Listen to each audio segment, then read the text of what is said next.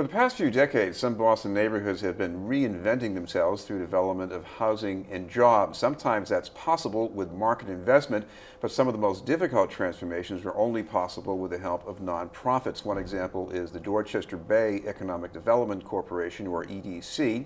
On September 10th, the EDC is holding an event to celebrate 36 years of development. That includes 20 years of being led by our guest, the former executive director, Jeanne DuBois, and also with us is the chair of the EDC's board of directors, Daryl Wright. Thank you both very much for being with us. Thank you. Thank you. I want to start with Daryl. Talk about these 36 years and what's changed in this part of Dorchester where the EDC has been active. Well, to your point, Dorchester was certainly a neighborhood that fell victim to disinvestment with homes in disrepair and businesses empty business spaces. Now, through the good work of neighborhood residents and also with the support of Dorchester Bay and its partners, I think we've been able to transform both the corridor along Quincy Street and also the corridor along Dudley Street, and along with some scattered site housing in different parts of Dorchester. Talk to me about some of this transit-oriented development, the Quincy Heights development. You got some new housing.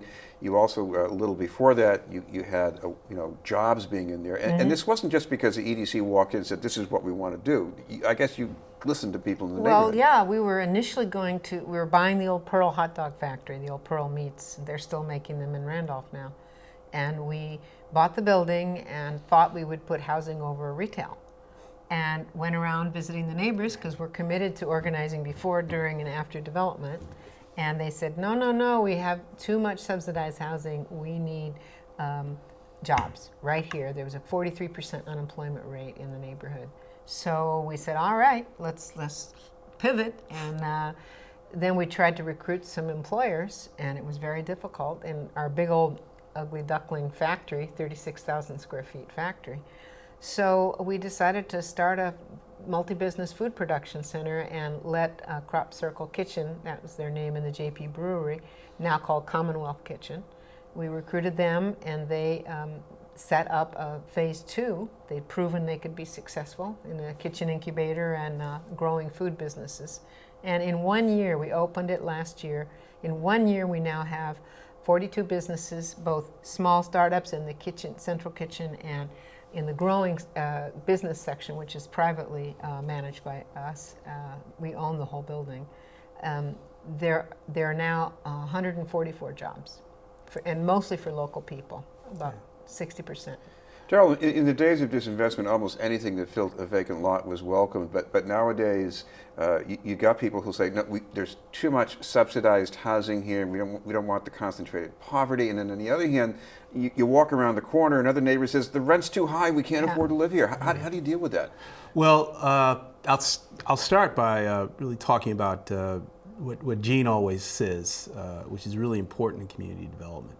And that is that we rest on a three-legged stool, which includes organizing, real estate development, and economic development. So you have to begin with the voices of the people who live there, and continue by helping to realize their vision for the neighborhood through a real estate development agenda, which can also then lead to economic development. I think to your point, our philosophy across our 36-year history has always been around mixed income development. We believe that that's the best way to promote a quality of life in the neighborhood. Not just by isolating people, but by creating and embracing the diversity of incomes and ethnicities and races that makes Dorchester such a great neighborhood.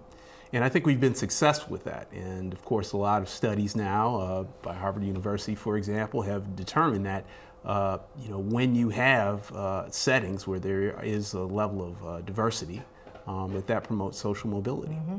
So I think we're on the right track. Jeanne, I want to ask you about another project, Henry Street, going back 8 years ago. This was almost like a throwback to those disinvestment days of the 1970s, and there were crime problems there. And what always intrigued me about this, this wasn't about just fixing up houses. Right. You got people in the neighborhood engaged and empowered, really. Well, we have two Cape Verdean organizers, Elias Montero and Beto Rosa, and they were related to half the neighborhood, and they knew everybody else. But the problem on Henry was there were 18 boarded up three-deckers.